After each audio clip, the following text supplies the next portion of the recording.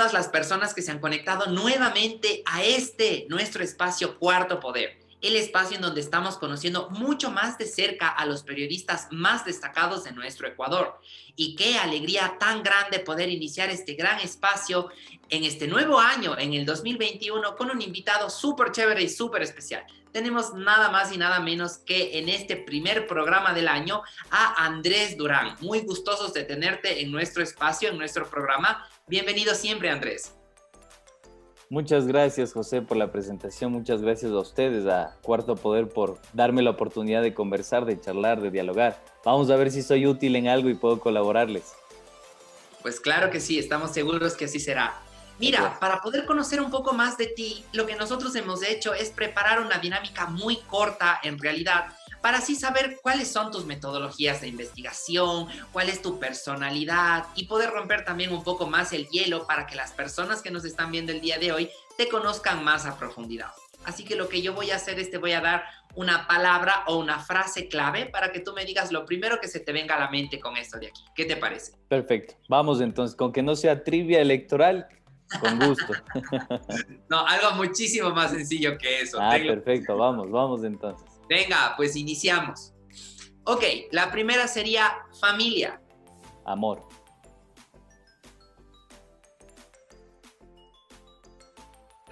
Hola. ¿Me escuchan? Ahí sí, te perdimos por un instante. Por un instante nos quedamos cortados. Pero decía todo que amor. Esto. Amor es la palabra que seleccionaría para familia. Genial. Seguimos. Investigación. Pasión. Libertad de expresión. Una consigna. Y para finalizar, lesa humanidad. Un problema. Sí, bueno, realmente creo que estamos de acuerdo en muchas cosas. Ahora, Qué mira, bueno.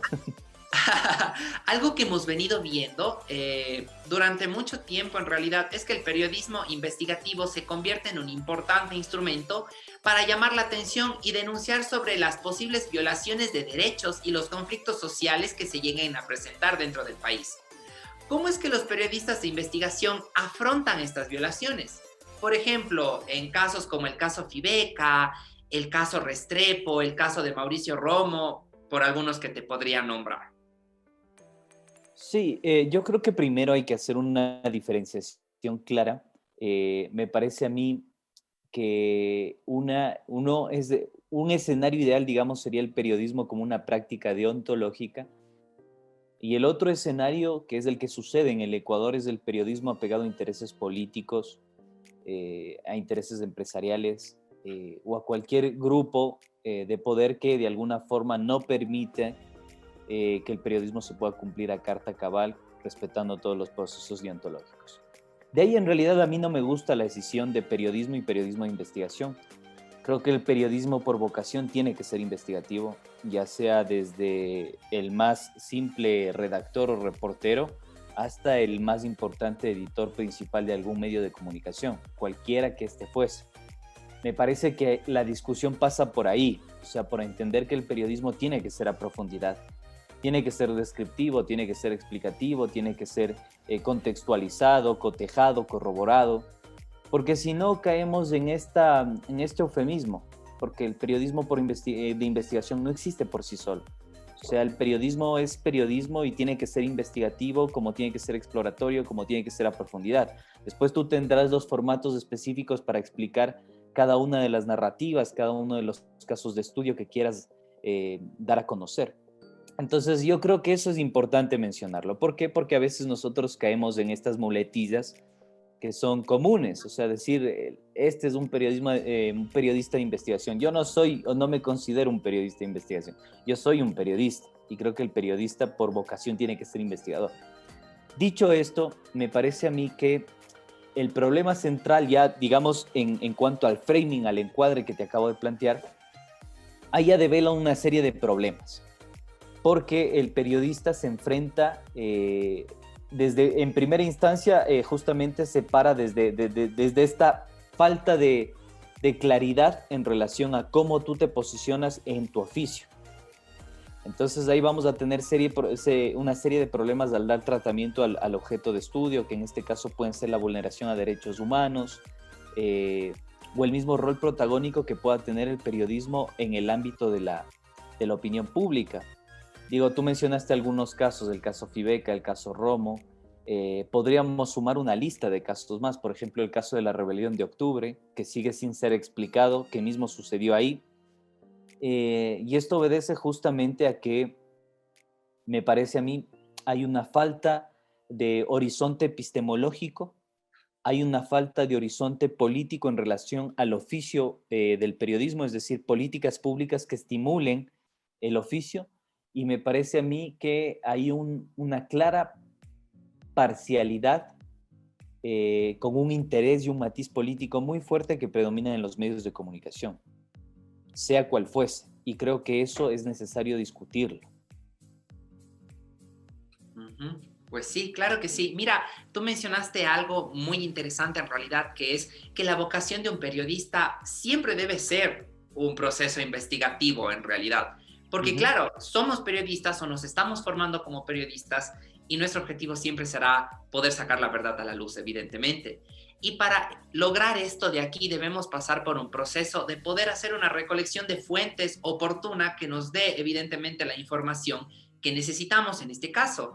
En tu caso particular, ¿cuál es tu preferencia para poder obtener esta información? Porque a lo largo del programa hemos visto que hay algunos periodistas que nos dicen, yo prefiero irme a las fuentes documentales, y otros que nos dicen, no, yo prefiero el trabajo de campo y poder realizar por mi propia cuenta cada una de las entrevistas y poder conversar con cada uno de los implicados. ¿Cuál es tu preferencia personal en este caso de aquí? Qué linda pregunta, porque nunca me la habían hecho y yo creo que es súper importante discutirla. Me dejas pensando en realidad porque muy poco se discute sobre la metodología de este oficio. Y a veces nosotros, y a mí me gustaría hacer una gran diferenciación. Una cosa es el periodismo como tal, de esto que tienes que describir, explicar, contextualizar, cotejar, corroborar, etcétera. Y otra cosa es el periodismo de filtración como tal, que prácticamente es una táctica, una estrategia, una forma de utilizar o instrumentalizar este oficio para fines políticos. Yo no quiero entrar en esta discusión estéril de hay periodistas buenos y hay periodistas malos. Yo creo que hay periodistas con intereses, unos intereses buenos y otros intereses malos. Entonces, hecha esta diferenciación entre el periodismo de verdad y el periodismo de filtración, porque el filtración, ¿qué es lo que hace? Te filtran documentos, no sé, por ahí agentes de la SENAIN, del CIES, como ahora se lo conoce, o del Ministerio de Gobierno, o una fuente por ahí que te pasa los documentos, y tú no realizas un procesamiento de esta información, no lo cotejas, no lo corroboras, no lo explicas, no lo describes y lo publicas tal cual. Eso no es periodismo. Y te quedas con una sola fuente. Eso no es periodismo. Ese periodismo o esa forma de hacer periodismo obedece a intereses políticos, principalmente políticos.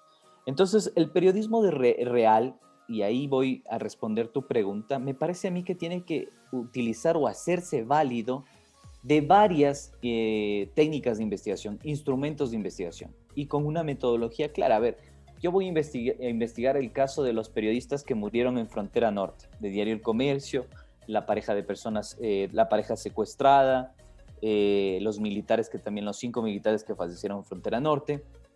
¿Cómo voy a describir este tema? ¿Voy a quedarme con la información oficial del caso?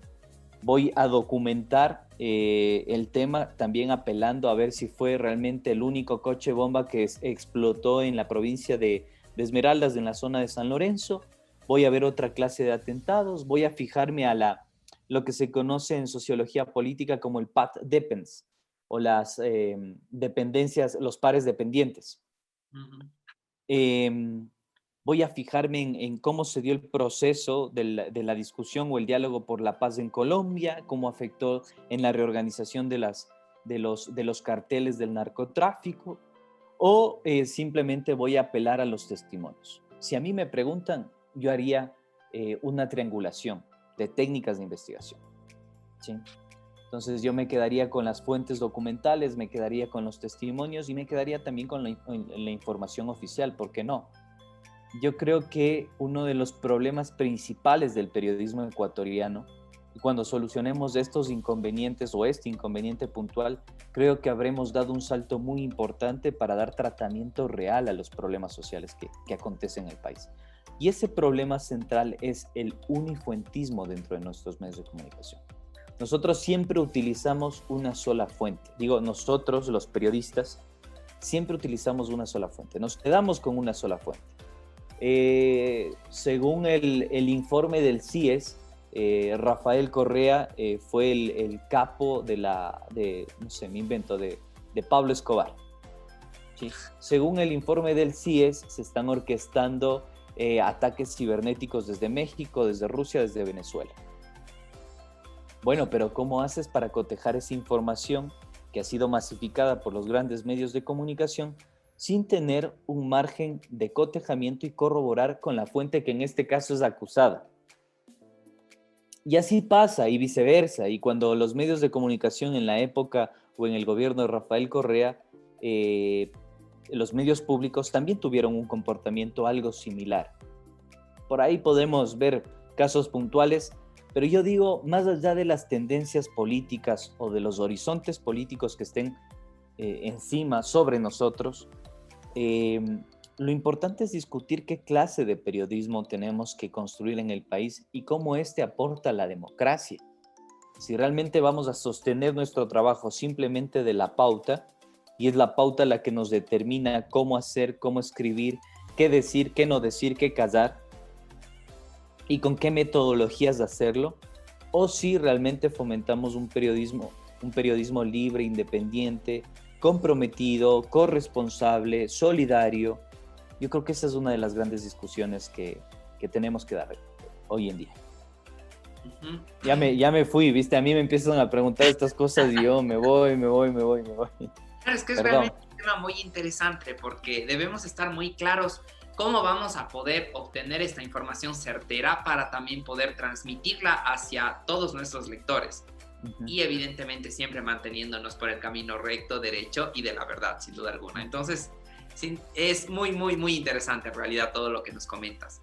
Ahora mira, ¿qué tipo de atropellos crees tú que han llegado a sufrir en algún momento los periodistas en Ecuador? Bueno, yo creo que atropellos de todo tipo. A mí me han amenazado varias veces, incluso alguna vez de muerte. Y tiene que ver con esto, porque tú cuando vas a investigar empiezas a tocar ciertos intereses, e intereses de toda índole. Algún momento nosotros nos metimos con un caso de estudio, digo nosotros cuando se fundó el medio digital Voces, nos metimos con un caso de estudio en la zona fronteriza de San Lorenzo. De hecho, hasta ahora está pendiente, tengo ahí mucho material por procesar, material audiovisual por procesar, que de alguna forma es revelador. La complicidad que existe entre el Estado y las organizaciones narcodelictivas para operar en la zona de extrema pobreza, determinando la condición de vida de las personas, de las poblaciones, de los sectores más vulnerables de una de las provincias más pobres del país, que es Esmeraldas. Entonces ahí nosotros tocamos algunos intereses, hubieron algunas amenazas, y después el financiamiento cayó, digamos, porque estábamos apelando a organizaciones no gubernamentales para ser financiados, y ahí terminó la investigación. Y ese es uno de los grandes problemas que tiene el país. Digo, yo por lo general siempre utilizo aproximadamente, cuando me meto un caso de estudio fuerte, utilizo esta triada que te acabé de mencionar, ¿no? Documental, oficial y testimonial. Pero cuando tú cuentas una historia en formato audiovisual, a mí me gusta utilizar la mayor cantidad de fuentes posibles, porque eso le dan veracidad y de alguna forma le dan esta cuestión de sindéresis que es necesaria cuando tú construyes un discurso, cuando construyes un relato. Entonces sí, yo creo que efectivamente ese quehacer, ese oficio periodístico ha forzado que nosotros algunas veces estemos expuestos a amenazas, a persecución política, a censura. Yo recuerdo, o sea, no te voy a citar puntualmente, algún momento me escribió un político a decirme que tengo que bajar la publicación porque es importante, porque con eso estamos afectando cierto interés. Y simplemente yo traté de apegarme a lo que establece el proceso deontológico. O sea, está corroborado, está cotejado, tenemos que avanzar con esto e ir para adelante, como se dice.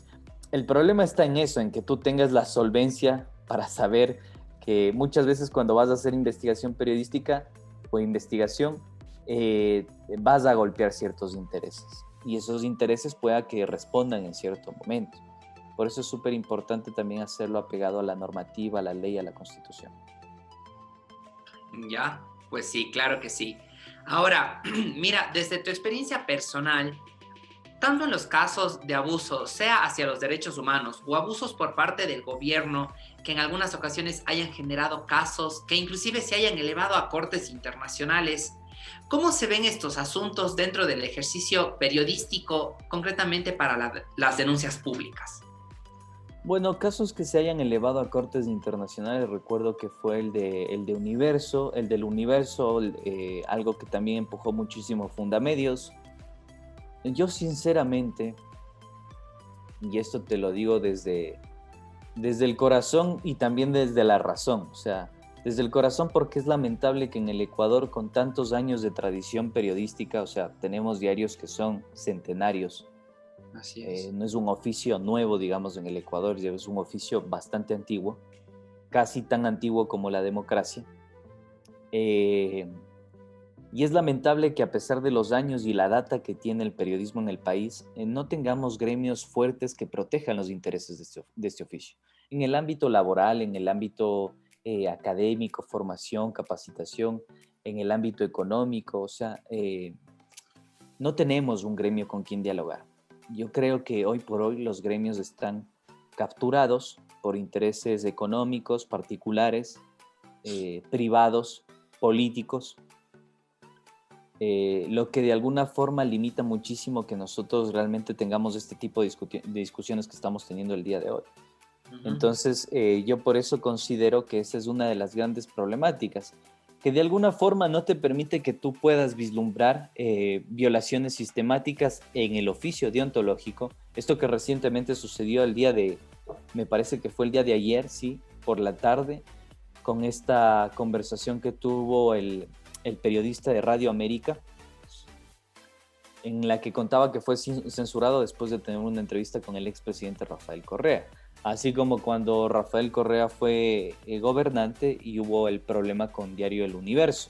Yo no coincido con la impronta ideológica del Universo, pero me parece que ahí hubo una exacerbación en relación al uso del poder. Y entonces tienes estas cuestiones que me parece a mí que obedecen a esto, ¿no? La escasa tasa de gremialización que tenemos los periodistas, y justamente esto que no tenemos unos entes de representatividad que a nosotros nos permita seguir profundizando sobre estos ejes que te menciono, la capacitación, la formación, las finanzas de los periodistas, los intereses laborales de los periodistas. Yo creo que ese es uno de los grandes desafíos que tenemos por delante. Claro, claro que sí.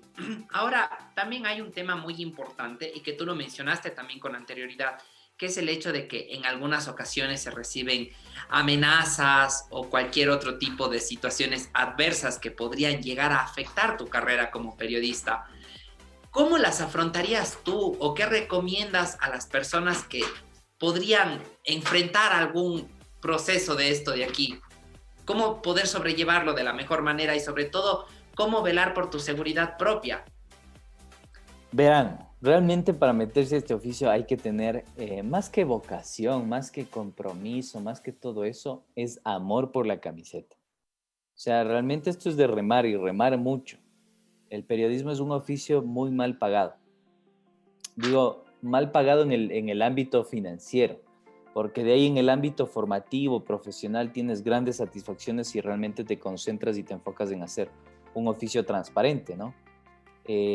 Pero en el ámbito económico, eso que conversamos y charlamos, si no respondes a cierto interés, no vas a poder, digamos, saltar una línea hasta la línea tope, digámoslo así, en cuanto a la capacidad adquisitiva de un periodista, ¿no? Entonces yo creo que eso es realmente un problema. Pero eso no significa que siendo un problema, si tú tienes amor por la camiseta del periodismo, te la puedas poner y jugar como se juega en la vida, digamos. Como jugó más o menos el Nacional y lamentablemente terminó descendiendo. Pero me parece que es eso, o sea, al periodismo hay que vivirlo, hay que sentirlo, hay que ponerse la camiseta. Y cuando yo creo, que es mi experiencia personal, ¿no?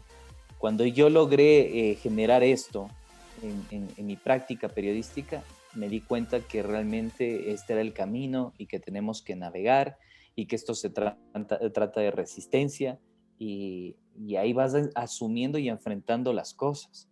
No creo que haya una receta clara sobre cómo asumir esto, porque sobre la marcha se van presentando diferentes escenarios. Yo creo que la práctica de manera sistemática y regular te va dando esas herramientas, esa cancha, esa habilidad tan necesaria para enfrentar cualquier situación que se te presente, tanto en el ámbito de las amenazas como de violaciones, como de llamadas telefónicas diciéndote, oye, baja esa nota porque va a pasar esto, o amenazando a tu familia o lo que fuese. Si realmente tenemos amor y vocación, vamos a poder sobrellevar esto. Gabo decía que el periodismo es el oficio más noble que existe y realmente estamos abocados a este oficio las personas que sentimos amor por el periodismo, por contar la verdad, por relatar. Y hay otra consigna que a mí me gusta muchísimo de Rodolfo Walsh, que prácticamente es la filosofía de mi práctica, que tiene que ver con dar testimonio en tiempos difíciles. Y yo creo que ahí los periodistas cumplimos un rol importantísimo. Mira, y por último, ¿cómo es que tú llegaste a enamorarte del periodismo? ¿Cómo es que encontraste ese motor interno para poder ejercer dentro de esta profesión? Porque tiene muchos riesgos, como lo estamos hablando acá, pero también tiene muchas ventajas y creo que sobre todo nos apasiona a muchos el poder ejercerlo. ¿Cuál es el motor que mueve tu periodismo? Bueno, a mí me gustaría apelar a dos filosofías. Yo tenía un profesor, tuve un profesor en Argentina que era impresionante, Fabricio Frisoldi se llama. Y él alguna vez tenía una sabia, un tipo muy sabio, siempre tenía sus muletillas, se sacaba por debajo de la manga algún refrán, algún lema, y te decía, y tú te quedabas pensando y decías, qué importante que es este oficio. Y te decía, cuando en la dictadura de Argentina los militares intentaron por varias veces derrocar a Perón en el primer intento dictatorial, nosotros estábamos contando desde la embajada en Estados Unidos qué es lo que estaba sucediendo. Entonces yo decía, wow, un hecho inédito que se pueda contar, que estar de cerca a la fuente, al suceso en sí mismo, era impresionante. Y decía que un periodista que no sabe contar la historia es un simple trovador. Entonces yo creo que es de eso, es de eso, sentirla, vivirla, remarla, entender que un poco la consigna del oficio es dar testimonio en tiempos difíciles, o lo que decía el Alejo Carpentier, ser cronistas de nuestro tiempo. Entonces yo creo que es eso, o sea, y este es otro de los problemas, por ejemplo, en el periodismo ecuatoriano nunca apelamos a la memoria. De hecho, nos olvidamos qué pasó anoche. Y yo creo que es súper importante eso en el oficio, o sea, tener en cuenta una línea de tiempo, cómo han ido evolucionando los sucesos en todo ámbito económico, político, social, hasta para cumplir con un rol que ha sido atribuido a este oficio en los últimos años, que tiene que ver con el rol de fiscalizar, pero desde la palabra, desde el discurso, desde el cotejamiento de información. Yo creo que esas son las cosas que a mí me han movido, pero receta como tal no tendría, porque es algo que tú lo sientes, ¿me entiendes? Yo, por ejemplo, soy hincha de Liga de Quito. No comparto con su dirigencia, no me gusta la dirigencia que tiene, no me gusta estos PAS que prácticamente ya son una especie de plutocracia dentro del club, que tiene una escasa visión acerca de la formación deportiva de los futbolistas. Pero uno es hincha de ese equipo. Y yo me pongo la camiseta todos los días y voy a morir con la camiseta todos los días. Si a mí me permites hacer la analogía y el símil, el periodismo es igual. Tú te pones la camiseta y te entierran con esa camiseta. Eso es lo que yo siento por el oficio. Wow, qué interesante. Qué motivador, evidentemente. Muchísimas gracias por todas estas enseñanzas. Realmente estamos muy gustosos de poder haber iniciado nuestro año de programas con un invitado tan especial como tú y sobre todo con estas enseñanzas tan valiosas. Creo que es importante para cada uno de nosotros el poder encontrar el motor y la inspiración para nuestra profesión y sin duda alguna, pues con tus palabras y tus sabios consejos estamos haciéndolo de la mejor manera. Y vamos a comenzar por un camino excelente gracias a estas enseñanzas que tú nos has dado aquí el día de hoy. No, José, no son enseñanzas, yo no transmito absolutamente nada, me gusta decirlo experiencias y pues bueno, si podemos compartir la experiencia o la poca experiencia que uno tiene, ojalá que de algo sirva este espejo y que esta inutilidad pueda aportarles de algo para que puedan sobrellevar en alguna forma este oficio que es tan hermoso, sinceramente es tan hermoso. No se olviden que esto no se trata de velocidad, sino de resistencia. Para los que, tú José, que eres deportista de alto rendimiento, entiendes la palabra resistencia, entonces hay que meterle muchísimo corazón, ponerse la camiseta y seguir ahí. Hay que hacer aguante a esto. Andrés, muchísimas gracias por este espacio concedido hacia nosotros, hacia Cuarto Poder. Y a todos ustedes, recuerden que nos pueden seguir viendo todos los miércoles por este mismo espacio, por este mismo horario, con más invitados y sobre todo cada vez más con mucho amor hacia nuestra carrera, la comunicación y hacia el periodismo. Hasta una próxima oportunidad. Muchas gracias por estar acá. Hasta una próxima. Saludos.